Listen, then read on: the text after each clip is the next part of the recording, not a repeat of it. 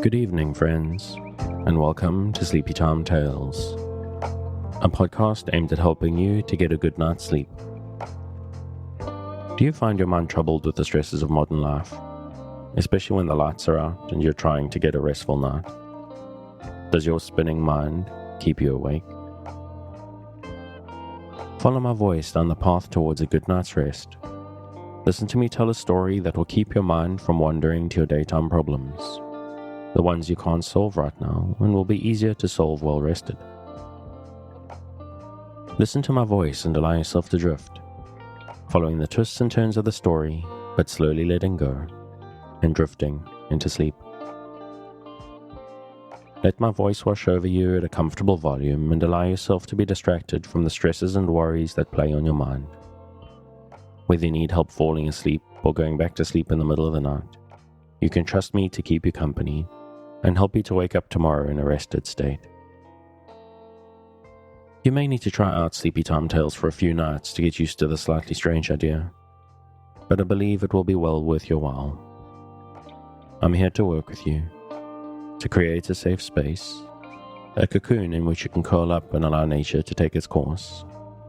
So settle down, relax, and allow yourself to get lost in my telling of tonight's story.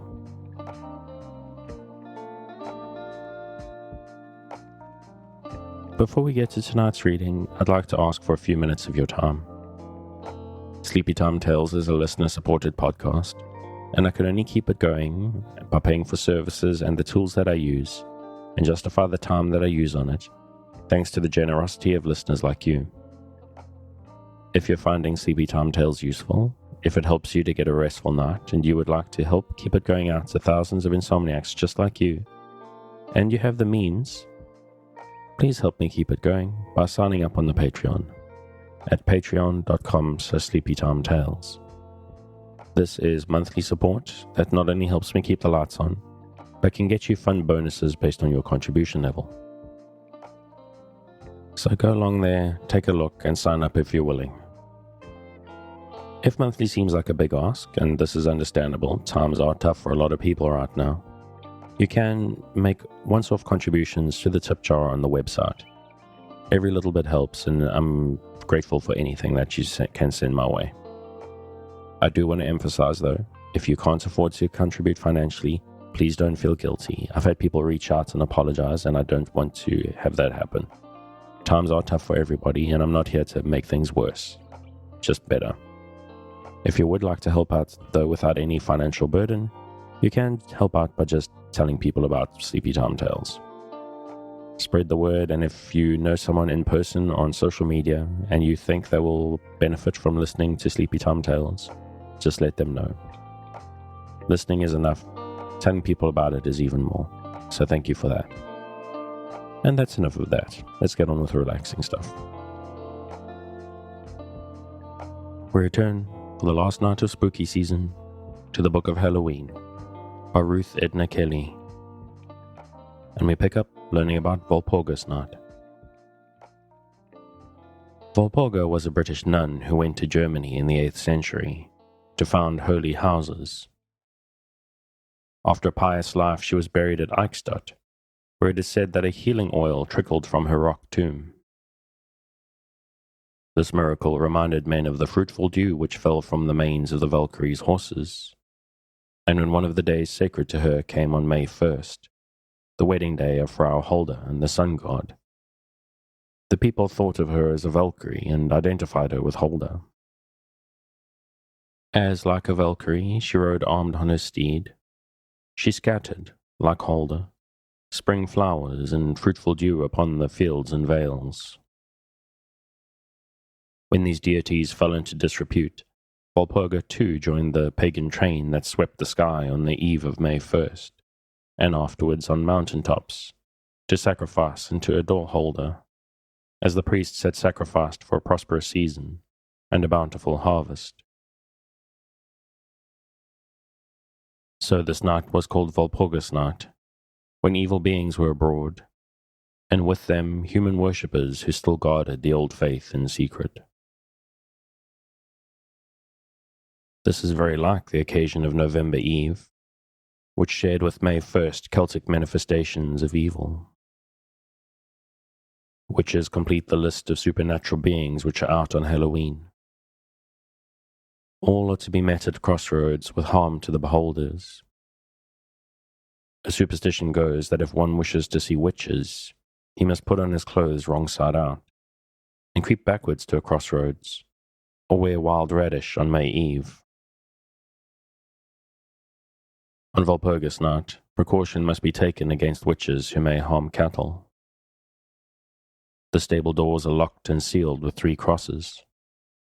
Springs of ash, hawthorn, juniper, and elder, once sacred to the pagan gods, are now used as a protection against them. Horseshoes are nailed prongs up on the threshold or over the door. Holy bells are hung on the cows to scare away the witches, and they are guided to pasture by a goad which has been blessed. Shots are fired over the cornfield. If one wishes, he may hide in the corn and hear what will happen for a year. Signs and omens on Walpurgis night have more weight than other times, except on St. John's Day. On Walpurgis night, rain makes good crops of autumn grain, but rain on May Day is harmful to them. Lovers try omens on this eve, as they do in Scotland and Halloween. If you sleep with one stocking on, you will find on May morning in the toe a hair the color of your sweetheart's. Girls try to find out the temperament of their husbands-to-be by keeping a linen thread for 3 days near an image of the Madonna, and at midnight on May Eve pulling it apart, saying, "Thread up holy, Walpurga I pray thee, what thou showed to me, what my husband's like to be." They judge of his disposition by the threads being strong or easily broken, soft or tightly woven. Dew in the morning of May 1st makes girls who wash it beautiful. The fair maid, who on the 1st of May goes to the fields at break of day, and washes in dew from the hawthorn tree, will ever after handsome be. From the Encyclopedia of Superstitions. A heavy dew on this morning presages a good butter year. You will find fateful initials printed in dew on a handkerchief that has been left out all the night of April 30th. On May Day, girls invoke the cuckoo. Cuckoo, cuckoo on the bell, tell me truly, tell me how, many years there will be till a husband comes to me. Then they count the calls of the cuckoo until he pauses again. If a man wears clothes made of yarn spun on Walpurgis night to the May shooting, he will always hit the bullseye, for the devil gives away to those he favors bullets which always hit the mark. On Walpurgis night, as on Halloween, strange things may happen to one. Shocker tells a story of a Walpurgis night dream that is more a vision than a dream. Led to be unfaithful to his wife, a man murders the husband of a former sweetheart.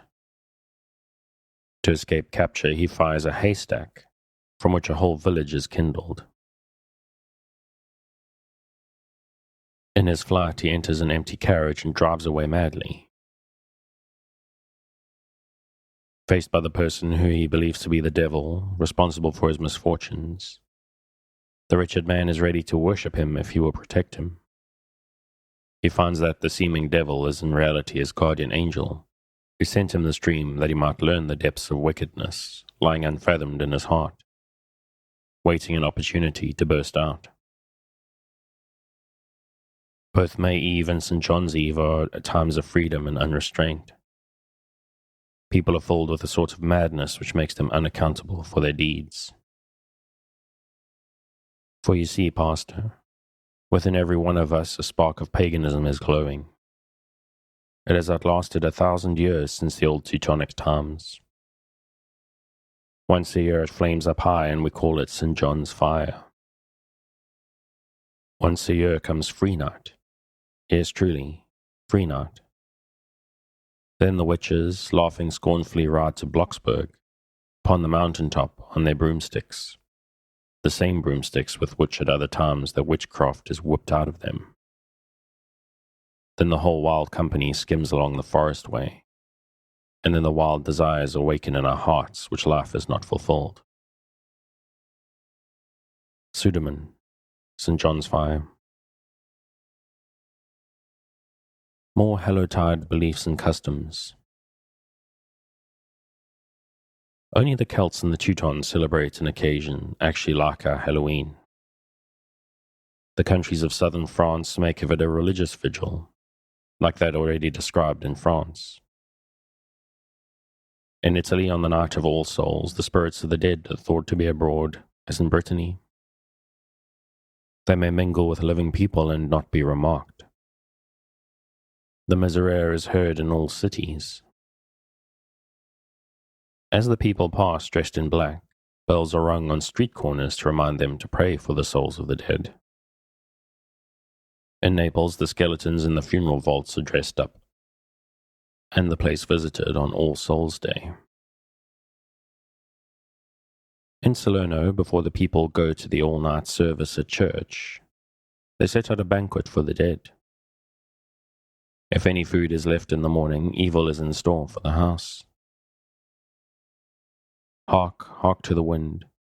'Tis the night, they say, when all souls come back from far away, the dead forgotten this many a day. And the dead remembered, aye, long and well, and the little children whose spirits dwell in God's green garden of asphodel. Have you reached the country of all content, O souls we know, since the day you went from this time-worn world, where your years were spent? Would you come back to the sun and the rain, the sweetness, the strife, the thing we call pain, and then unravel life's tangle again? I lean to the dark. Hush, was it a sigh, or the painted vine leaves that rustled by, or only a night bird's echoing cry? Sherd, Halloween. In Malta bells are rung, prayer said, and mourning worn on All Souls' Day. Graves are decorated, and the inscriptions on tombs read and reread. For the poor is prepared an All Souls' dinner, as cakes are given to the poor in England and Wales.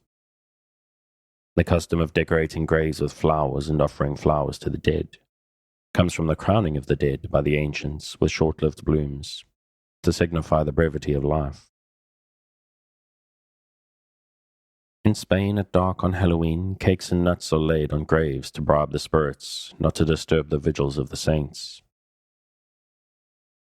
In Germany, the graves of the dead are decorated with flowers and lights on the 1st and 2nd of November. To drive away ghosts from a church, a key or a wand must be struck 3 times against a bier. An All Souls divination in Germany is a girl's going out and asking the first young man she meets his name. Her husband's will be like it. If she walks thrice about a church and makes a wish, she will see it fulfilled.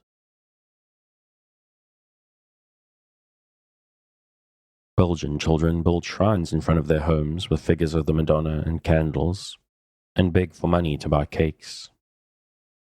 As many cakes as one eats, so many souls he frees from purgatory. The races of Northern Europe believed that the dead returned and were grieved at the lamentations of their living relatives. The same belief was found in Brittany and among the American Indians. Think of this, O Hiawatha, speak of it to all the people, that henceforward and forever they no more with lamentations sadden souls of the departed in the islands of the blessed. Longfellow, Hiawatha. The Chinese fear the dead and the dragons of the air. They devote the first 3 weeks in April to visiting the graves of their ancestors and laying baskets of offerings on them. The great dragon Feng Xin flies, scattering blessings upon the houses. His path is straight unless he meets with some building. Then he turns aside, and the owner of the too lofty edifice misses the blessing. At Nikko, Japan, where there are many shrines to the spirits of the dead, masks are held to entertain the ghosts who return on Midsummer Day. Every street is lined with lighted lanterns, and the spirits are sent back to the other world in straw boats lit with lanterns and floated down the river. To see ghosts in Japan, one must put 100 rushlights into a large lantern and repeat 100 lines of poetry, taking one light out at the end of each line, or go out into the dark with one light and blow it out. Ghosts are identified with witches. They come back especially on moonlit nights. On moonlight nights, when the coast wind whispers in the branches of the tree, Omatsue and Teo may sometimes be seen with bamboo rakes in their hands, gathering together the needles of the fir. Rinda, great fir tree of Takasago. There is a Chinese saying that a mirror is the soul of a woman. A pretty story is told of a girl whose mother, before she died, gave her a mirror saying, "Now, after I am dead, if you think longingly of me, take out the thing that you will find inside this box and look at it. When you do so, my spirit will meet yours, and you will be comforted." When she was lonely or her stepmother was harsh with her, the girl went to her room and looked earnestly into the mirror. She saw there only her own face, but it was so much like her mother's that she believed it was hers indeed and was consoled. When the stepmother learned what it was that her daughter cherished so closely, her heart softened towards the lonely girl, and her life was made easier. By the Arabs, spirits were called jinns or genie. They came from fire and looked like men or beasts.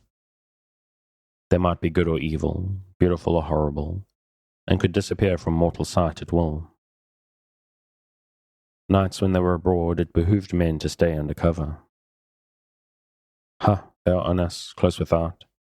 Shut tight the shelter where we lie. With hideous din the monster rout, dragon and vampire fill the sky. Hugo, The Jinns. Halloween in America. In colonial days, Halloween was not celebrated much in America. Some English still kept the customs of the old world, such as apple ducking and snapping. And girls tried the apple-paring charm to reveal their love's initials, and the comb and mirror test to see their faces. Ballads were sung and ghost stories told, for the dead were thought to return on Halloween. There was a young officer in Phipps's company at the time of the finding of the Spanish treasure ship, had gone mad at the sight of the bursting sacks that the divers had brought up from the sea, as the gold coins covered the deck. This man had once lived in the old stone house on the fair green lane, and a report had gone out that his spirit still visited it and caused discordant noises. Once on a gusty November evening, when the clouds were scudding over the moon, a hall door had blown open with a shrieking draught and a force that caused the floor to tremble. Butterworth, Halloween Reformation. Elves, goblins, and fairies are native on American soil. Natives believed in evil manitous, some of whom were water gods who exacted tribute from all who passed over their lakes. Henry Hudson and his fellow explorers haunted as mountain trolls the Catskill Range. Like Ossian and so many other visitors to the other world, Rip Van Winkle is lured into the strange gathering. He thinks he passes the night there, and goes home to find that 20 years have whitened his hair, rusted his gun, and snatched from life many of his boon companions. My gun must have cotched the rheumatics too. Now that's too bad. Them fellows have gone and stolen my good gun and leave me this rusty old barrel. Why, is that the village of Falling Waters that I see? Why, the place is more than twice the size it was last night. I don't know whether I am dreaming, or sleeping, or waking. Jefferson, Rip Van Winkle. The persecution of witches, prevalent in Europe, reached the side of the Atlantic in the 17th century. This sudden burst of wickedness and crime was but the common madness of the time, when in all lands that lie within the sound of Sabbath bells a witch was burned or drowned. Longfellow, Giles Corey of the Salem Farms. Men and women who had enemies to accuse them of evil knowledge and the power to cause illness in others were hanged or pressed to death. Such sicknesses they could cause by keeping a waxen image and sticking pins or nails into it, or melting it before the fire. The person whom they hated would be in torture, or would waste away like the waxen doll. Witches' power to injure and to prophecy came from the devil, who marked them with a needle prick. Such marks were sought as evidence at trials. Witches' eyes are coals from the fire pit. They were tended by black cats, owls, bats, and toads. Iron, as being a product of fire, was a protection against them, as against evil spirits everywhere. It had a special power when in the shape of a horseshoe. This horseshoe I will nail upon the threshold. There ye night hags and witches that torment the neighborhood, ye shall not enter here. Longfellow, Giles Corey of the Salem Farms. The holiday time of elves, witches, and ghosts is Halloween.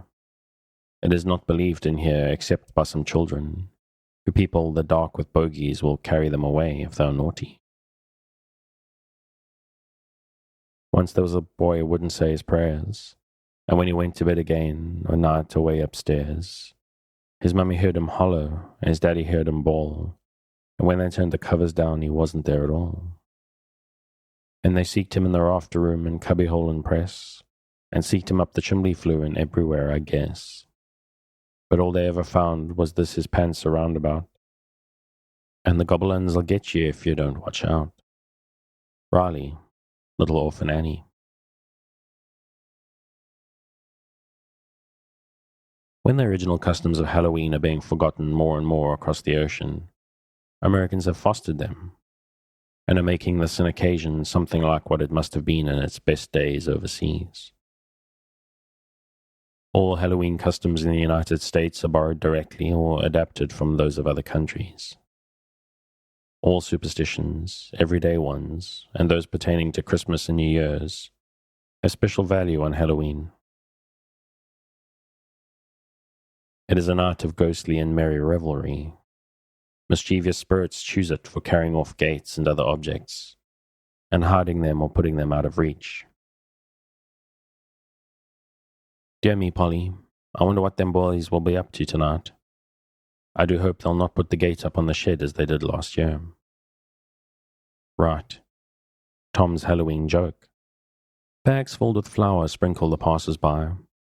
Doorbells are rung and mysterious raps sounded on doors. Things thrown into halls and knobs stolen. Such sports mean no more at Halloween than the tricks played the night before the 4th of July have to do with the Declaration of Independence. We see manifested on all such occasions the spirit of free night, of which George von Hartwick speaks so enthusiastically in St. John's Fire. Halloween parties are the real survival of the ancient merrymakings. They are prepared for in secret. Guests are not to divulge the fact that they are invited. Often they come masked as ghosts or witches. The decorations make plain the two elements of the festival. From the centerpiece of the table there may be a hollowed pumpkin, filled with apples and nuts and other fruits of harvest, or a pumpkin chariot drawn by field mice. So it is clear that this is a harvest party, like Pomona's feast. In the coach rides a witch, representing the other element, of magic and prophecy. Jack-o'-lanterns with which the room is lighted are hollowed pumpkins with candles inside. The candle light shines through holes cut like features, so the lantern becomes a bogey and is held up at a window to frighten those inside. Cornstalks from the garden stand in clumps about the room. A frieze of witches on broomsticks, with cats, bats, and owls surmounts the fireplace, perhaps. A full moon shines over all, and a cauldron on a tripod holds fortunes tied in nutshells. The prevailing colors are yellow and black. A deep yellow is the color of most ripe grain and fruit. Black stands for black magic and demoniac influence. Ghosts and skulls and crossbones, symbols of death, startle the beholder. Since Halloween is a time for lovers to learn their fate, hearts and other sentimental tokens are used to good effect, as the Scotch lads of Burns's time wore love knots. Having marched to the dining room to the time of a dirge, the guests find before them plain, hearty fare. Donuts, gingerbread, cider, popcorn, apples, and nuts honoured by Tom. The Halloween cake has held the place of honour since the beginning here in America.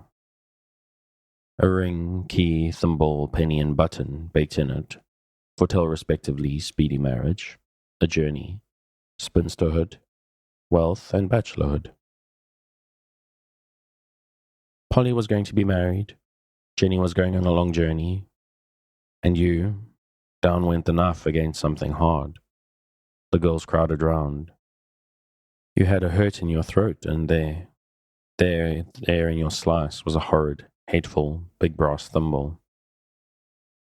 It was more than you could bear, soaking, dripping wet in an old maid. Bradley, different party.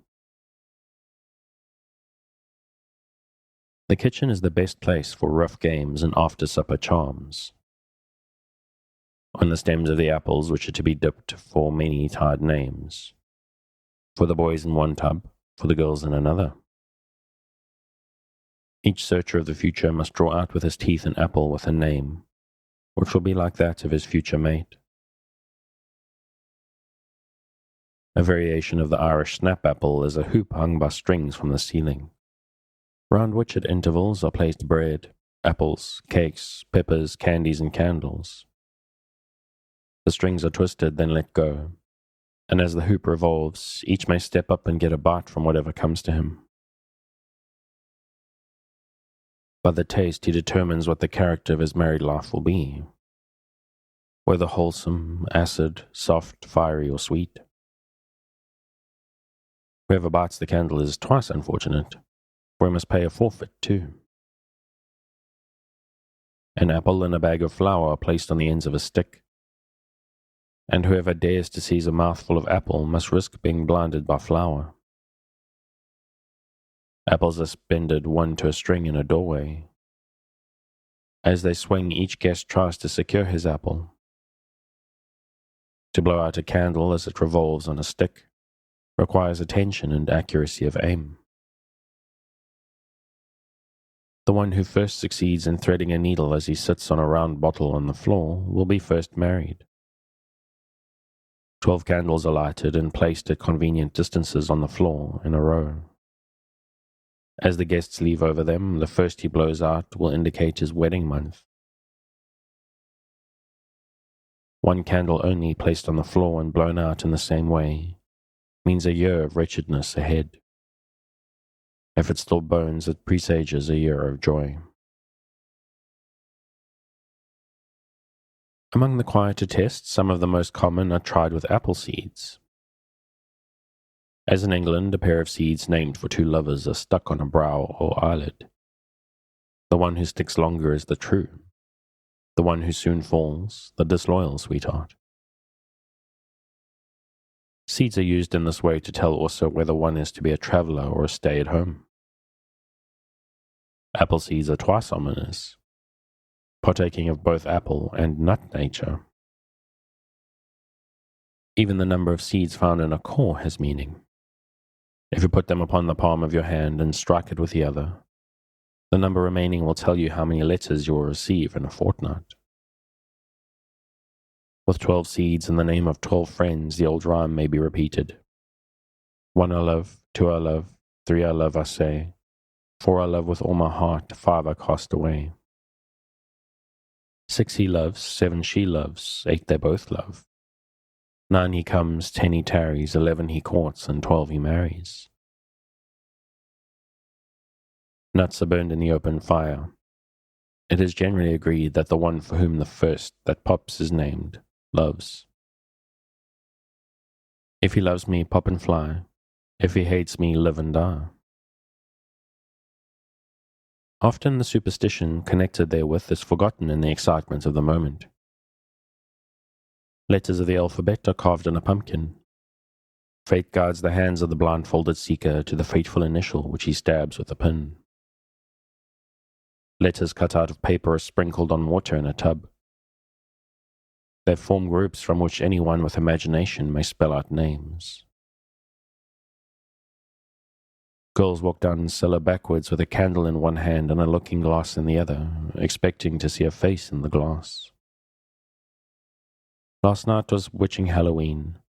Dearest, an apple russet brown, I peered in thrice above my crown, whirled the long skin and watched it keen.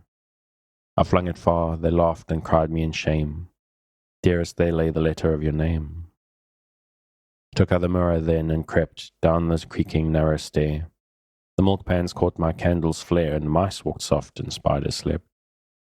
I spoke the spell and stood the magic space.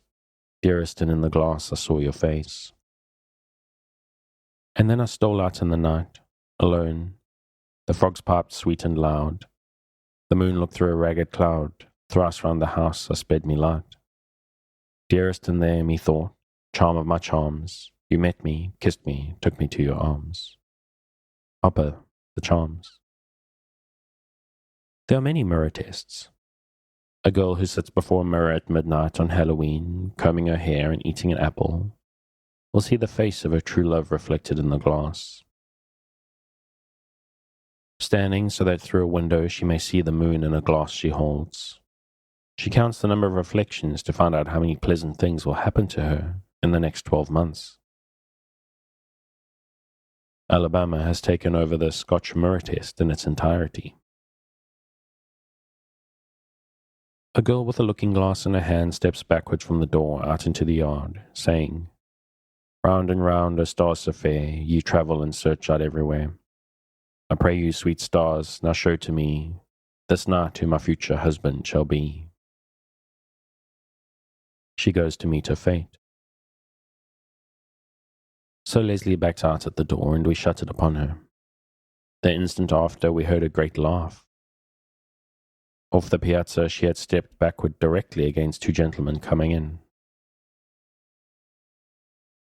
Dr. Ingleside was one, coming to get his supper. The other was a friend of his, Dr. John Hortain, he said, introducing him by his full name. Whitney, we girls. The custom that is a reminder of the lighted boats sent downstream in Japan to bear away the souls of the dead is that which makes use of nutshell boats. These have tiny candles fastened in them, are lighted and named and set adrift on a tub of water. If they cling to the side, their namesakes will lead a quiet life. Some will float together, some will collide and be shipwrecked. Others will bear steadily toward a goal, though the waves are rocked in a tempest. The behavior is significant. The candle which burns longest belongs to the one who will marry first. The midsummer wheel which was rolled down into the Moselle River in France, and meant, if the flames that wreathed it were not extinguished, that the grape harvest would be abundant, is survived in the fortune wheel which is rolled about from one guest to another, and brings a gift to each. The actions of cats on Halloween betoken good or bad luck. If a cat sits quietly beside anyone, he will enjoy a peaceful, prosperous life. If one rubs against him, it brings good luck. Doubly good if one jumps into his lap. If a cat yawns near you on Halloween, be alert, and do not let opportunity slip by you. If a cat runs from you, you have a secret, which will be revealed in 7 days. Different states have put interpretations of their own on the commonest charms.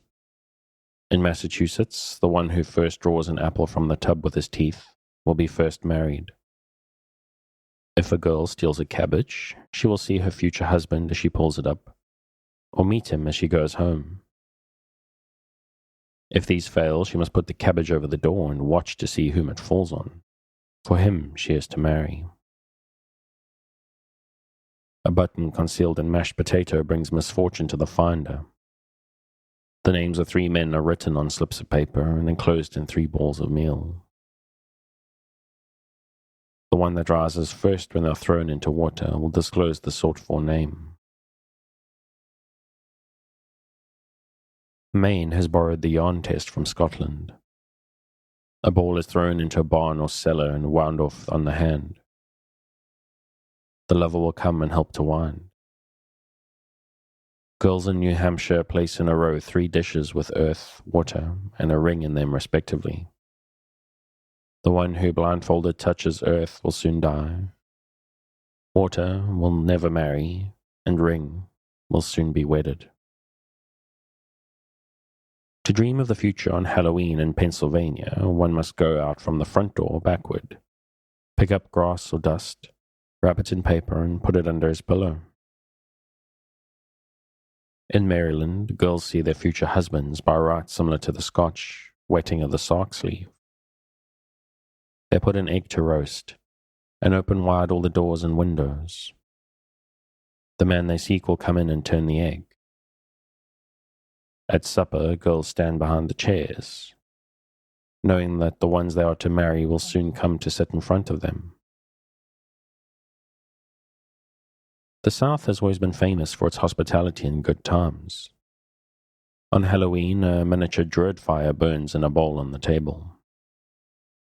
In the blazing alcohol are put fortunes wrapped in tinfoil, figs, orange peel, raisins, almonds, and dates.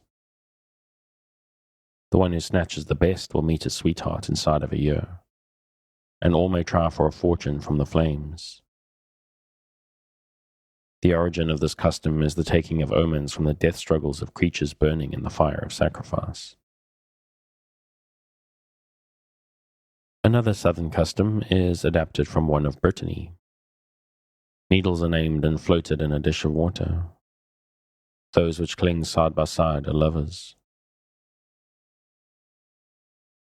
Good fortune is in store for one who wins an apple from the tub, or against whose glass a ring suspended by a hair strikes with a sharp charm.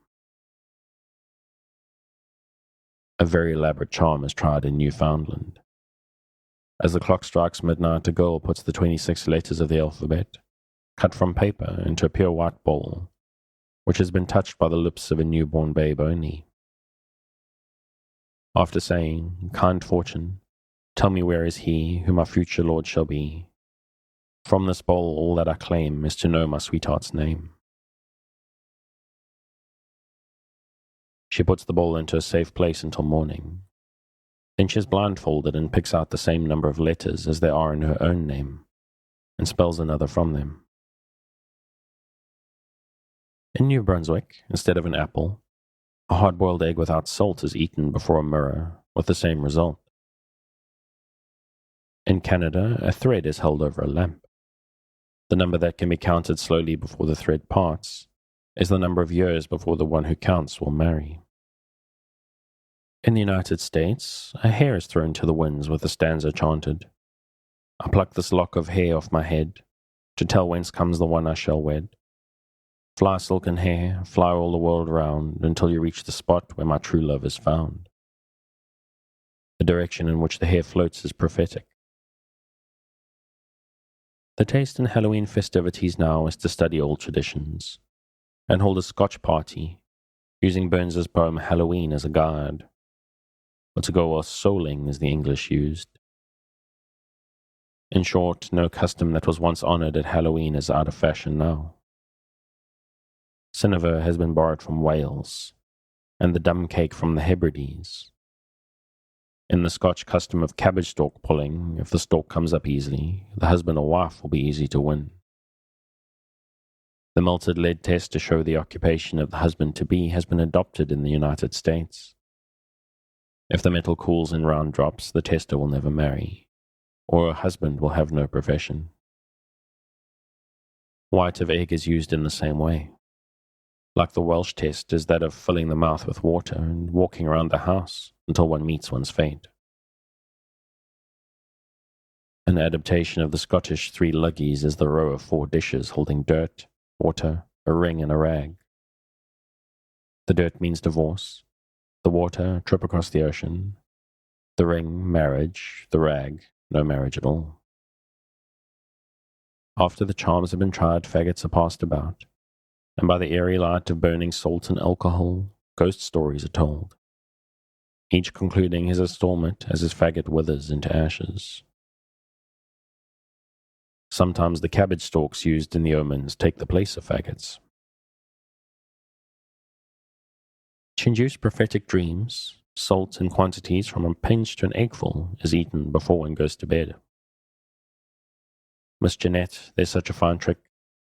You must swallow a salt herring in 3 bites, bones and all, and not drink a drop till the apparition of your future spouse comes in the night to offer you a drink of water.